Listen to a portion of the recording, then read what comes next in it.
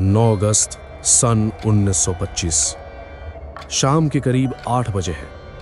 सहारनपुर से लखनऊ जा रही 8 डाउन ट्रेन धीरे धीरे काकोरी स्टेशन से निकल रही है। लेकिन इस ट्रेन में सिर्फ मुसाफिर नहीं, हिंदुस्तान का नसीब सवार था। ब्रिटिश हुकूमत को लगता था कि भारत की जनता डर गई है, लेकिन उन्हें नहीं पता था कि 10 दीवाने मौत से खेलने का मंसूबा बना चुके हैं। राम प्रसाद बिस्मिल, अशफाक उल्लाह खान, चंद्रशेखर आजाद, ये सिर्फ नाम नहीं, अंगारे थे। इनका मकसद अंग्रेजों का खजाना लूटना नहीं, बल्कि उन्हीं के पैसों से उनके खिलाफ हथियार खरीदना।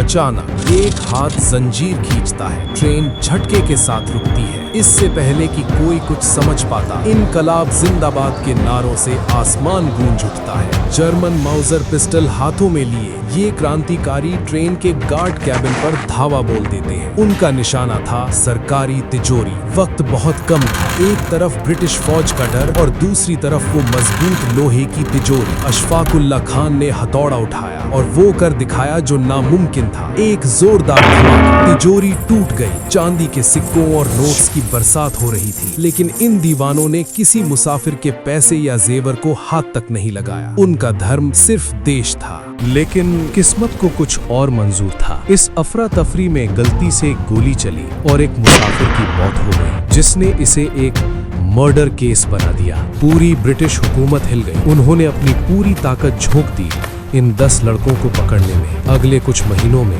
लखनऊ की अदालत में तारीखें पड़ी। बिस्मिल ने जेल की सलाखों से लिखा, सरफरोशी की तमन्ना अब हमारे दिल में है। ब्रिटिशर्स ने कोशिश की अशफाक और बिस्मिल को लड़ाने की, धर्म के नाम पर तोड़ने की, लेकिन उन्हें क्या पता था कि देशभक्ति का कोई मजहब नहीं होता। अशफाक ने हंसते हुए कहा था, मैं पहला मुसलमान बनूंगा जो देश के लिए फांसी पर झूलेगा। 19 दिसंबर 1927 3 अलग अलग जेलों में 3 महान सपूत बिस्मिल, अशफाक और रोशन सिंह फांसी के फंदे को चूम कर अमर हो गए। काकोरी ट्रेन एक्शन सिर्फ एक रॉबरी नहीं थी, ये एक ऐलान था कि हम अब और नहीं सहेंगे। इसी पैसों से आगे चलकर भगत सिंह और उनके साथियों ने आजादी की मशाल को जलाए रखा। आज जब हम आजाद हवा में सांस लेते हैं, तो याद रखिए, इस हवा में आज भी काकोरी के उन शहीदों का जुनून घुला हुआ है। जय हिंद, इनकलाब जिंदाबाद।